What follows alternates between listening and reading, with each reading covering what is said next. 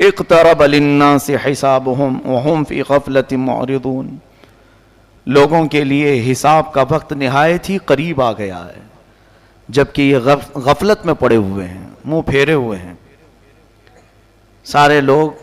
بلکہ اللہ کے نبی صلی اللہ علیہ وسلم اپنے زمانے اقدس میں یوں ارشاد فرمایا کرتے کہ میں اور قیامت اس طرح سے ہیں، یعنی اتنا قریب ہیں جیسے انگلیاں۔ 1400 سال پہلے کے عرصے کو حضور نے قریب فرمایا، تو اب تو ہم بالکل ہی قریب آئے ہیں، اس طور پر کہ قیامت ہمارے سر پر ہے۔ ساری نشانیاں ظاہر ہو چکی ہیں، محض چند بڑی نشانیوں کو آنا باقی ہے، جس کے بعد قیامت قائم ہو جائے گی۔ ہمارے بزرگوں نے آج جو موجود ہیں، انہوں نے بھی جو پیشین گوئیاں کیں، اے لوگو تم بہت زیادہ پھیلنے کی کوشش نہ کرو، اس لیے کہ سب سے بڑے فتنے، سب سے بڑی علامات قیامت کی جو آنی ہیں وہ بالکل قریب ہیں تمہاری زندگیوں سے۔ دجال کا ظہور، یاجوج ماجوج کا نکلنا بہت ہی قریب ہے۔ اللہ تعالیٰ قرآن میں آج کی اس پارے میں ہم نے یہ بھی پڑھا، حتی اذا فتحت یاجوج و ماجوج، یاجوج ماجوج کو کھول دیا جائے گا۔ یہ کوئی دو آدمی نہیں ہے، ایک بہت بڑی فوج ہے، بہت بڑی فوج، اتنی کہ انسانوں سے بھی زیادہ ہیں۔ اور یہ جب دنیا میں داخل ہو جائیں گے، ان کو اللہ تعالیٰ نے جزیروں پر قید کیا ہے۔ سد سکندری قرآن پاک میں اس کا بھی ذکر آیا ہے، کل 16ویں پارے میں ہم نے پڑھا تھا۔ حضرت ذوالقرنین ایک بزرگ ہیں جن کا تذکرہ آیا ہے، سکندر ذوالقرنین، اللہ نے ان کو پوری دنیا کی بادشاہت عطا فرمائی تھی، تو ان کو اللہ تعالیٰ نے حکم دیا تھا کہ یہ یاجوج ماجوج اس زمانے میں بہت فساد مچاتے تھے کہ ان کو قید کر دو کہیں پر۔ تو لوگوں نے آپ سے کہا، قالوا یا ذا القرنین ان یاجوج و ماجوج مفسدون فی الارض فہل نجعل لک خرجا، یہ زمین میں اتنا فساد مچاتے ہیں تو آپ ہمارے لیے کوئی ان سے نکلنے کا راستہ بنا دیجئے۔ تو انہوں نے ایک دیوار بنائی تھی جس کا ذکر قرآن پاک میں ہے۔ حضرت ذوالقرنین نے سیسا پگھلا کر کے ایک بہت ہی مضبوط دیوار کھینچی۔ وہ دیوار کہاں ہے اللہ بہتر جانے، ہمیں قرآن نے اتنا کہا ہے کہ انہوں نے دیوار میں انہیں قید کیا۔ اور آتونی زبر الحدید حتی اذا ساوا بین الصدفین وقال انفخوا حتی اذا جعلہ نارا قال آتونی افرغ علیہ قطرا، یہ ذکر جو ہے ان کے دیوار بنانے کا ہے۔ پہلے اس سیسے کو پگھلایا گیا، آگ بنی، پھر اس کو مضبوط کیا گیا، پھر دیوار تعمیر ہوئی۔ اب وہ یاجوج ماجوج کی جو فوج ہے انہیں قید کر دیا گیا۔ حدیث پاک میں ہے وہ روزانہ دیوار کو توڑنے کی کوشش کرتے رہتے ہیں، پوری رات بھر دیوار کو چاٹتے ہیں یہاں تک کہ وہ تھوڑی باقی رہ جاتی ہے۔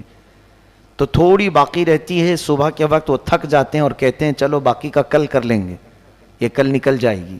وہ جیسے ہی واپس آتے ہیں اللہ تعالیٰ اس دیوار کو جیسی تھی ویسی بنا دیتا ہے، روز کا معمول ان کا ہے۔ اور پھر فرمایا گیا کہ اخیر میں وہ یہ کہیں گے، پوری دیوار کو چاٹتے چاٹتے یا توڑتے توڑتے قریب کو پہنچ جائیں گے، تب وہ یوں کہیں گے انشاءاللہ کل تو ختم ہو ہی جائے گی، اللہ نے چاہا تو وہ جس دن وہ کہیں گے تو پھر وہ دیوار ٹوٹ جائے گی، انشاءاللہ کا استعمال کریں گے۔ اس کے بعد دیوار جب ٹوٹے گی تو وہ پوری فوج داخل ہوگی پوری دنیا میں، اور وہ اتنا فساد مچائیں گے کہ ہر چیز کو کھائیں گے، ہر چیز کو، یعنی ان کے لیے کوئی کھانے کی چیزیں مخصوص نہیں، پوری کھیتیاں چر جائیں گے، پورے مویشی جانور چبا جائیں گے، استعمال کرنے والی چیزیں کھا جائیں گے، لکڑیاں کھا جائیں گے، کوئی چیز باقی نہیں چھوڑیں گے، سب چیزیں کھائیں گے۔ وہ ایک بہت بڑا فتنہ ہوگا قیامت سے پہلے، پھر اللہ تبارک و تعالیٰ انہیں ہلاک فرمائے گا۔ دجال کا ظاہر ہونا بہت ہی قریب ہے۔ دجال، کانا دجال جس کو کہتے ہیں، اس کی ایک آنکھ ہوگی، اس کی پیشانی پر کاف رے لکھا ہوگا، وہ صرف اہل ایمان دیکھیں گے، جن کے اندر ایمان ہے انہیں نظر آ جائے گا اس کی پیشانی پر کیا لکھا ہے، کافر لکھا ہوا ہے، اور جو منافق ہیں وہ اسے نہیں پہچان پائیں گے۔ وہ بڑی طاقتیں لے کر کے آئے گا اور لوگوں کو بہت بڑی آزمائش میں ڈالا جائے گا، اس طور پر کہ وہ لوگوں کو دکھائے گا پانی برسا کر کے، زمین سے سبزے اگا کر کے، جو مانگو وہ اسی وقت حاضر کر کے دکھا دے گا۔ سونا چاہیے وہ حاضر ہے، چاندی چاہیے وہ حاضر ہے۔ تو لوگوں سے وہ کہے گا کہ میں تمہارا خدا ہوں جس کی تم عبادت کرتے تھے، میں اتر پڑا ہوں۔ تو جو اسے مان لے گا تو وہ کافر و مرتد ہو جائے گا، اور جو نہیں مانے گا اسے وہ سخت سزائیں دے گا، یہاں تک کہ تیل کو گرمائے گا اور مومنوں کو اس میں ڈالے گا کھولتے ہوئے تیل میں، یا پھر کوئی مومن اس کو نہ مانے تو اس کی دونوں ٹانگ پکڑ کر چیر دے گا، ہلاک کرے گا۔ اس طرح سے سخت اذیتیں دے گا ایمان والوں کو، لیکن اللہ جس کے ایمان کی حفاظت کرے وہ دجال کے فتنوں سے محفوظ رہے گا۔ حضور اکرم صلی اللہ علیہ وسلم دعا کیا کرتے تھے، نعوذ بک من فتنة المسیح الدجال، اے مولا ہم تیری پناہ مانگتے ہیں مسیح الدجال سے، یہ کانا جو دجال آئے گا۔ تو اے لوگوں آپ بھی دعا میں مشغول رہیں، اس لیے کہ وہ زمانہ نہایت قریب۔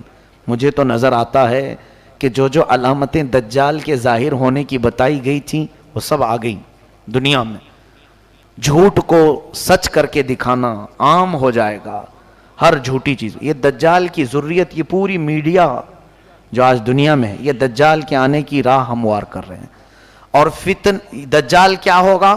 یہودی اس کو مسیحا سمجھتے ہیں، یہودی اس کو اپنا مسیحا مانتے ہیں کہ وہ ہم سب کو پوری دنیا میں عزت دینے والا آئے گا۔ تو دجال کے آنے کے لیے یہودی پوری فیلڈ ہموار کر رہے ہیں، جگہ جگہ جو تمام چیزوں کا قبضہ، پورے سونے پر ان کا قبضہ ہے آج، جیولری، گولڈ، اتنے تعداد میں یہ جمع کرتے جا رہے ہیں، کیونکہ یہ دجال کی کام آنے کے لیے۔ اور دجال ان کے لیے مسیحا ہے، بظاہر مسیحا۔ وہ یوں سمجھتے ہیں کہ ہمیں جنت دلانے والا آنے والا ہے۔ دیکھا نہیں آپ نے یہودی اکثر چیزوں میں، اپنے برانڈ میں یا اپنے لوگوں میں ایک آنکھ کا استعمال کرتے ہیں، وہ ایک آنکھ کا استعمال دجال کی علامات ہیں۔ وہ دجال کی پوجا بھی کرتے ہیں، عبادت بھی کرتے ہیں، اور اس کے آنے کی دعائیں کر رہے ہیں آج پوری دنیا میں۔ سال میں پورا اجتماع ہوتا ہے یہودیوں کا، اور وہ بار بار دعا کرتے ہیں کہ وہ جلدی سے آ جائے۔ تو یہ یہودی پوری اس کی فوج تیار ہے آج، سارا یعنی فیلڈ تیار کر دی گئی۔ یہ بھی حدیث پاک میں آیا ہے، دجال کے آنے سے پہلے پہلے یہودی اور عیسائی تمام ملکوں کو فتح کرتے کرتے حرم پاک تک پہنچ جائیں گے۔ حرمین طیبین چھوڑ کر، مکہ مکرمہ اور مدینہ طیبہ چھوڑ کر تقریباً پوری دنیا پر یہ قبضہ کر لیں گے۔ یہ حدیث پاک میں یہ ہو کے رہے گا، اور یہ پہنچ گئے، آج عرب میں بھی پہنچ گئے۔ آج عرب کے تمام ایئرپورٹ، سعودی عرب، اصل میں اس کو سعودی کہنا مناسب نہیں سمجھتا، وہ عرب شریف تھا، ان ظالموں نے اس کو سعودی بنایا ہے، پہلے نہیں تھا یہ سعودی، اس کو انہوں نے اپنے خاندانی نام سے ملک کو تجویز کیا ہے۔ وہ عرب ہے، حجاز ہے حضور کے زمانے کا۔ وہاں اب تقریباً سیکورٹی کے تمام معاملات بادشاہوں نے اب اسرائیل کو دے دیا ہے، یہودیوں کو دے دیا ہے۔ حتیٰ کہ ابھی نئی خبر یہ بھی ملنے کو آ رہی ہے کہ حج اور عمرے کے تمام انتظامات اسرائیلی کمپنی کو دیے جانے والے ہیں، یعنی وہ بہتر سے بہتر سیکورٹی فراہم کریں گے۔ کتنے سالوں سے، کئی 100 سالوں سے اسرائیل کا اور عرب کا کوئی تعلق نہیں تھا، سفارتی تعلق نہیں تھا۔ ابھی جا کر کے یہ تعلق بھی قائم ہونا شروع ہوا کہ براہ راست سعودی عرب سے پروازیں، طیارے، پلین اسرائیل جا سکتے ہیں، آ سکتے ہیں۔ یہ ساری چیزیں ہموار ہو گئیں، ان کی تمام دوستی کھل کر کے آ گئی اب، یعنی یہ یہود کو عرب میں داخل کرنے کے تمام راستے پیدا کر چکے ہیں۔ کیا یہ علامات نہیں؟ حضور صلی اللہ علیہ وسلم کی حدیثیں پڑھو، دجال کے آنے کی اور کیا علامات ہیں؟ فرمایا عرب جب کثرت سے گناہ میں مبتلا ہو جائیں گے، کثرت الخبث، یعنی خباثت عام ہو جائے گی۔ اسی کی تو ایک کڑی ہے کہ اب عرب میں بیچ بننے جا رہے ہیں، سینما تھیٹر کھلنے جا رہے ہیں، جوئے کے اڈے اوپن ہو رہے ہیں. یہ میرے آقا نے فرما دیا تھا عرب جو ہے خباثت میں مشغول ہو جائیں گے، علل اعلان برائیوں. پہلے سے تو تھی ان کے اندر لیکن اب کھل کر کے. یہ دجال کے آنے کی بڑی بڑی علامتیں ہیں. دریائے تبری جس کے متعلق یہ فرمایا گیا اس کا پانی سوکھ جائے گا تب دجال آ جائے گا. ابھی ہم نے رپورٹ میں دیکھا ہے کہ 2 یا 2.5 فٹ پانی اس میں بچ گیا ہے دریائے تبری میں. یہ تمام چیزیں اتنی قریب ہیں اور میرا مولا فرماتا ہے اقترب للناس حسابهم وهم فی غفلۃ. بہت ہی قریب آ گیا ہے لوگوں کے حساب کا وقت جبکہ یہ غفلت میں پڑے ہوئے ہیں. ایسا لگتا ہے کہ کچھ حساب دینا ہی نہیں ہے. قیامت کے آنے کے آثار تمہارے لیے سب چیزیں جو میرے آقا نے فرمایا سب کھل کر کے آنے لگی. پھر کیوں ہم واپس جانے کی انتظار میں نہیں؟ اپنے لیے تیاریاں. آج دیکھیں بچہ بچہ گھر میں اپنے ماں باپ سے ایک چیز پوچھتا ہے عید کے میرے جوڑے کون سے ہیں. ماں باپ یا پھر تقریباً آج اکثر لوگوں کو آپ کسی مارکیٹ میں ہی دیکھیں گے سارے بازار بھرے ہوئے ہیں آج. کیوں؟ عید کی خریداری ہے. عید میں پہننا تو ہے میاں، ابھی عید تو 15-20 دن باقی ہے لیکن تیاری اب سے شروع ہے. ٹیلروں کے پاس جانا اور پھر اپنے سجنے سنورنے کے سامان لینا، یہ سب چیزیں ہو چکی. تقریباً عید آنے سے پہلے پہلے سب کے کپڑے تیار ہیں. گھر میں کیا بننا ہے یہ بھی تیار ہے، گھر میں کیسے سجاوٹ ہوگی یہ بھی تیار ہے، سب تیار ہے. ایک دن کی عید کے لیے ہم مہینہ بھر سے تیاریاں کر رہے ہیں. میرے عزیزو قیامت میں مولا کے حضور کھڑے ہونے کی کیا تیاری کی؟ کون کون سی تیاریاں ہمارے پاس؟ کبھی اپنے بچوں کو سکھایا کہ بیٹا وہاں رب تعالیٰ تو تجھے ننگا کر دے گا، تو کیا پہنے گا؟ قرآن پڑھا، اپنے لیے کچھ رکھا؟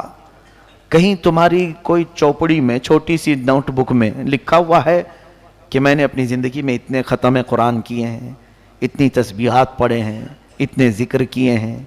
یا پھر کوئی تو چیزیں ایسی لکھ کر کے رکھو کہ رب تبارک و تعالیٰ کے حضور اگر پوچھا جائے تو یہ پیش کر دوں گا.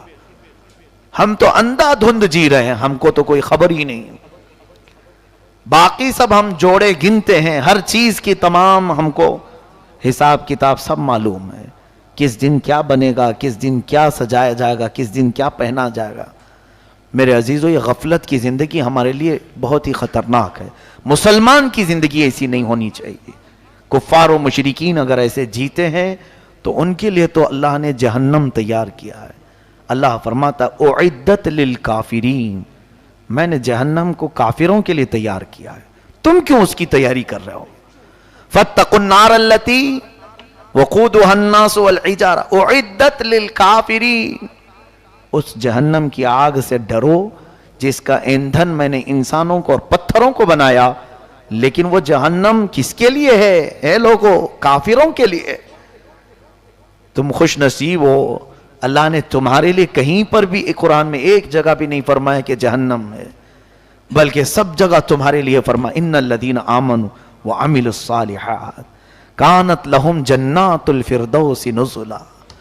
جو ایمان لائے ہیں، عمل صالح کیے ہیں، اے لوگو ان کی مہمان نوازی کے لیے تو میں نے جنت الفردوس بنایا ہے. ایک جگہ نہیں، ہر پارے میں تمہیں ملے گا جنات تجری من تحتها الانہار خالدین فیہا.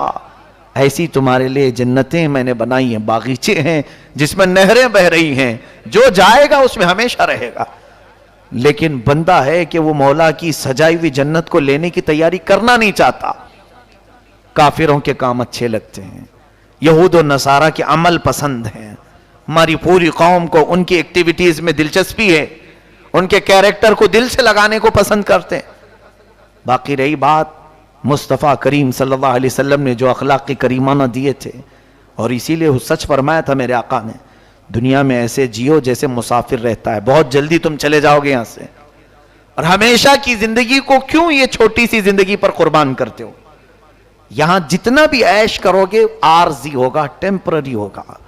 ارے دیکھتے نہیں یہاں کپڑے بھی پرانے ہوتے ہیں، دیکھتے نہیں یہاں پر چیزیں بھی پرانی ہو جاتی ہیں، بہت جلدی پرانی ہوتی ہیں. اور تم دیکھتے دیکھتے ابھی تمہاری جو جوانی ہے وہ جھریوں میں بدل جائے گی.